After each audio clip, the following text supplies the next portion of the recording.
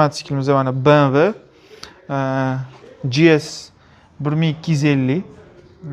Bu off-road klassiga kiradi. Mana ideal состояние bu ham. Narxi вообще arzon.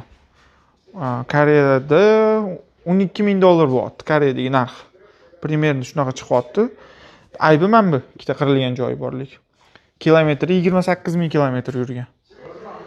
Bular motor moshni bo'ladi, yuraveradi. 2021-yil ekan. O'zi zo'r. Narxini arzon bo'lishi sababi oldidan yengil avariyasi bo'lgan ekan.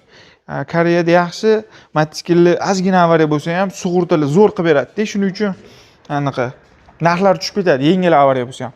Faqat mashchasi tegan ekan. Basharasi, vilkasi yoki ichkari hech qayerga o'tmagan, dajman ko'rsalaring bilan plombalari ochilmagan, yechilmagan hali hech qanday joyi. Prosta mana shu farasi bilan shu oldi bo'lgan ekan avariya. Full original korpus taqib yuborilgan.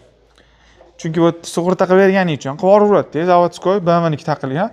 Bitta muammo fara. Bu 2018-yilda farasi qo'yilgan. Model o'zi 2021 dek mototsikl.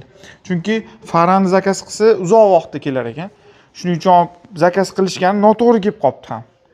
Shunaqa deb tushuntirib, qolgan joyida hech qanaqa aybi yo'q, yaxshilab ko'rib, tekshirib chiqdim. Bosib yuborish kerak qiziqadiganlar bo'lsa GS ga.